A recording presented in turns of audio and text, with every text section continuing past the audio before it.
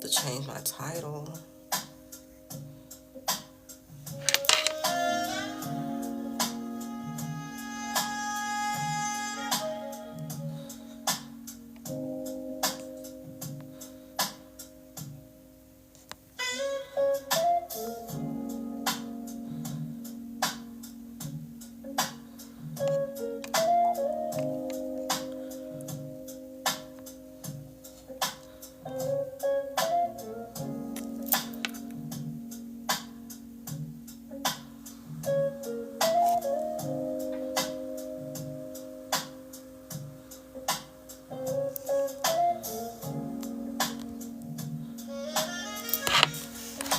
Hi, thank you for joining.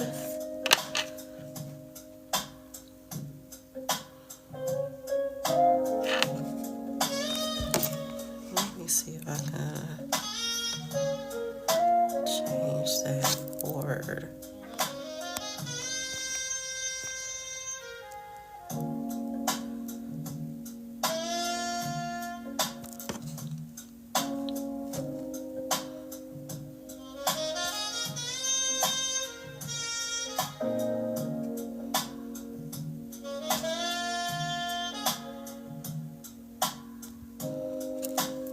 Thank y'all for joining. Today I'm going to be reading stories out of here. Living the Seven Habits. This is the book I'm currently reading by Stephen R. Covey. So I would like to share some of the stuff that I'm reading with y'all today.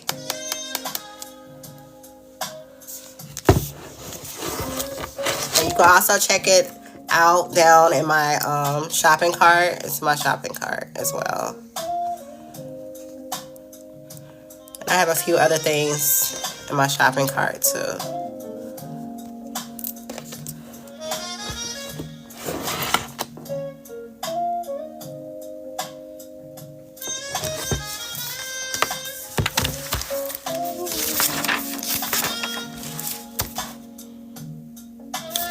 So this is the Living the Seven Habits, Stories of Courage and Inspiration by Stephen R. Covey. And let's see what I want to go over. So I guess I go over the contents with y'all. Thank y'all for joining.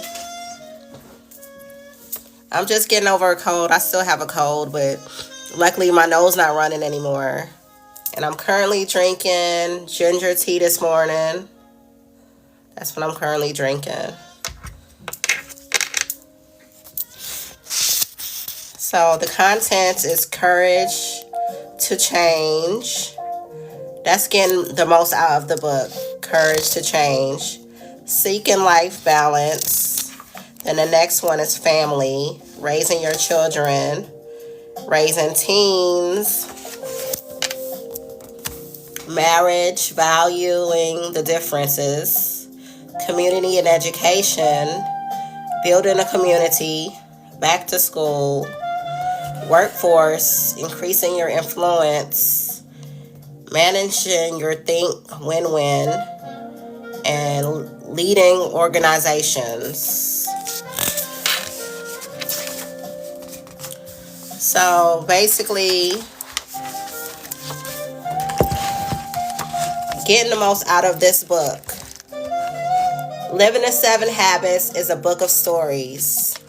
This is a book of stories about people from all walks of life dealing with profound challenges in their businesses, communities, schools, and families, as well as within themselves, showing how they apply the self-principles of the 7 habits of highly effective people to these challenges and the remarkable things that resulted. First, let's define effectiveness as getting the results you want in a way that enables you to get greater results in the future. In other words, success that endures sustainable and balanced success. Second, the habits are embodied principles that are lived until the till they become habitual, almost second nature. Principles are simply nature laws that govern our life whether or not we know them, like them, or agree with them. Again, like gravity.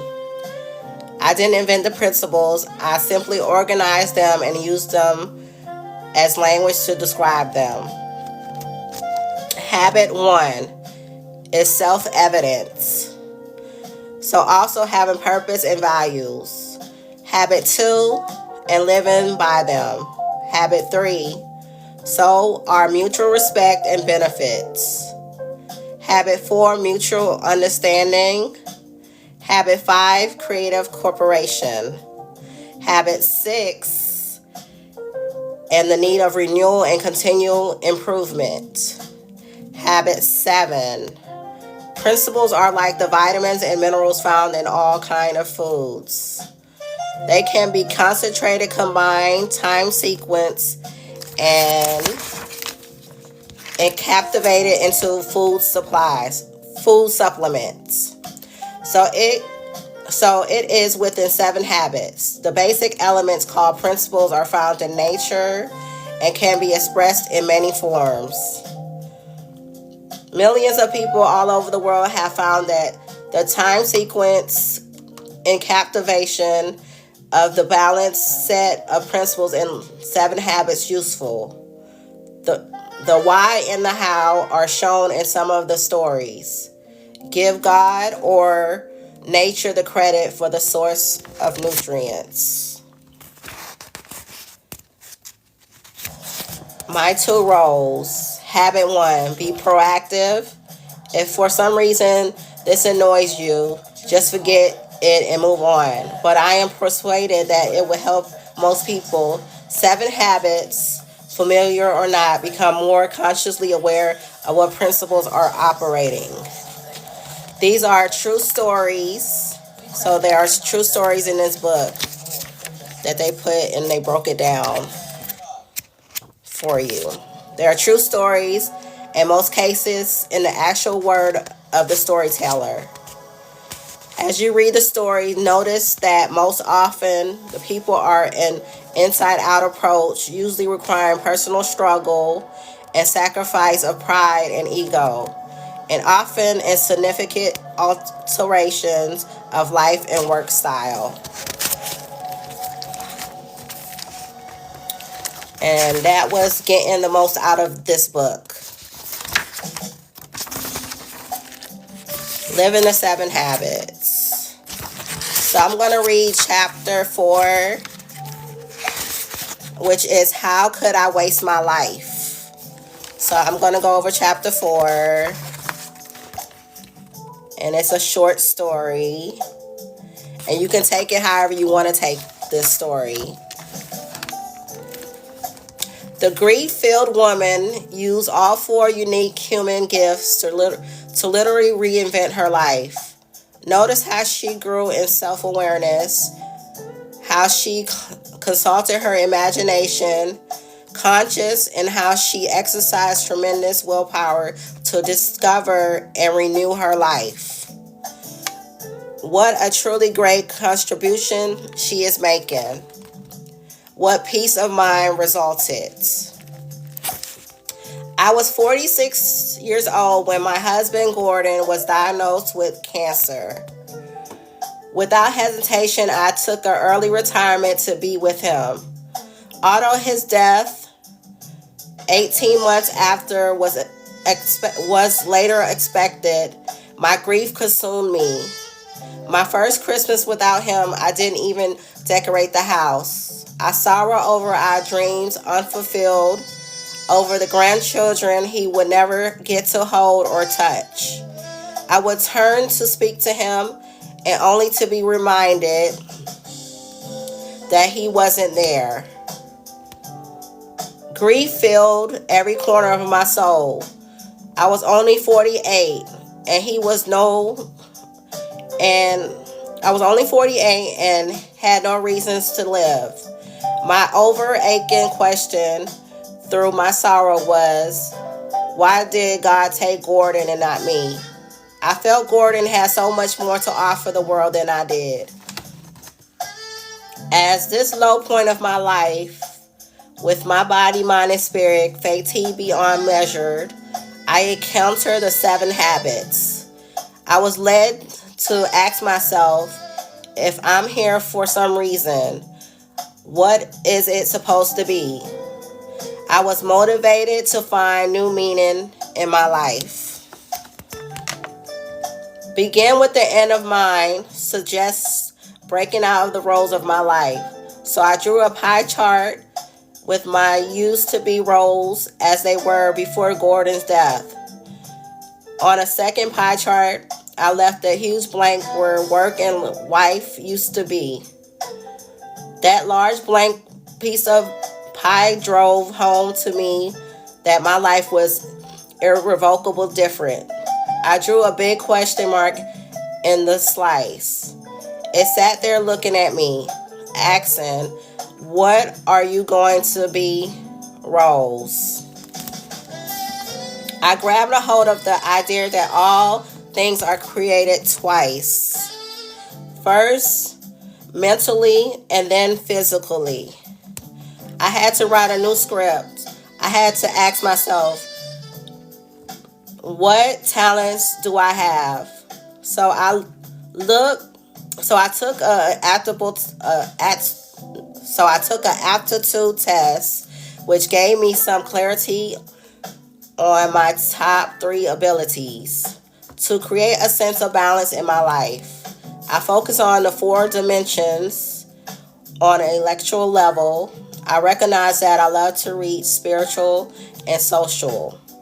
I wanted to continue to support racial harmony. We had endeavored to live through our biracial marriage emotionally. I knew I needed to give love. When my mother was alive, she rocked critically all ill babies in the hospital. I wanted to give comfort as she had continuing her legacy unconditionally loved. I was afraid to fail. I had never done anything in my adult life except work for the Veterans Association. But I told myself I would be okay to try different things, like trying on hats. If I didn't like teaching after the semester, I didn't have to go back. If the radical relationship didn't fit, it would be okay to take it off and try something different. I began again to go into graduate school so I could reach at the college level. Graduate school is hard, period. But at the age of 48, it was really tough. I was so used to passing documents off to my secretary to type that I had to take a semester just to learn how to type on my own papers on the computer. My concentration was still somewhat impaired from the aftermath of Gordon, and it was difficult to discipline myself to read what someone else wanted me to read. Turning off the TV and remembering the cable box were acts of sheer will. But I knew I needed to give those things up if I wanted to go where I planned to go. Habit 3, put things first. I completed graduate school with a 4.0 GPA and began teaching at a historically black college in Little Rock. I was appointed by the governor to serve in the Martin Luther King Commission to provide radical relations in Arkansas. I rocked the crack babies and infants with AIDS who are hooked up to ventilator tubes. However short my time with them is, I know that I'm giving comfort and I'm getting their love in return. It gives me a sense of peace. Now my life is good. I feel my man Gordon smiling at me.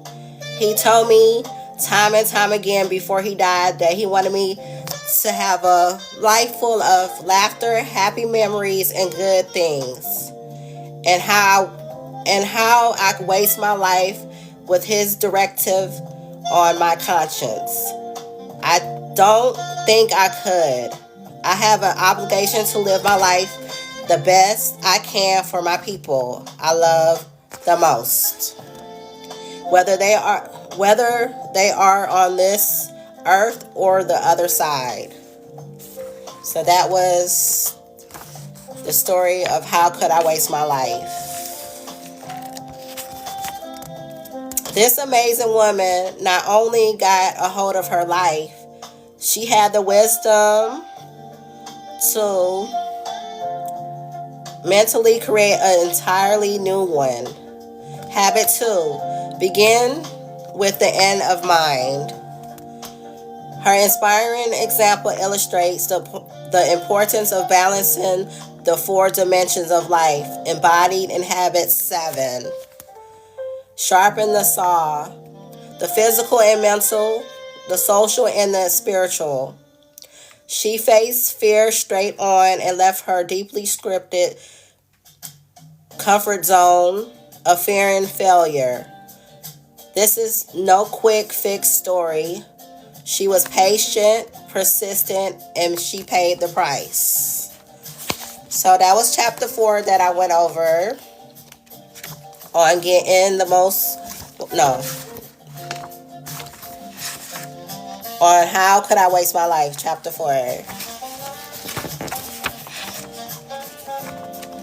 So that's basically it for today.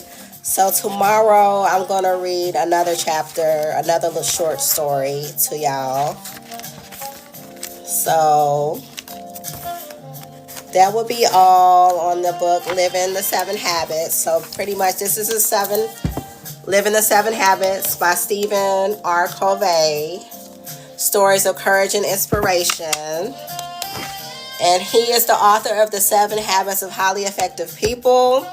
So this is a great book to read. It has lots of stories in it that could be related to you or even me or whoever wants to enjoy this and take it however you want to take it in. So I also have products at the bottom if you want to check out my bracelets. I have the ginger tea link at the bottom. Also with the lemon powder. That's what I'm drinking this afternoon for my cold. And I like to thank each and every one of y'all for joining. And for the ones who's late, this is what I'm reading. Living the 7 Habits. Check it out. Down at the bottom. So I'll probably come back tomorrow and read some more of the stories to y'all. Thank y'all for coming to my live.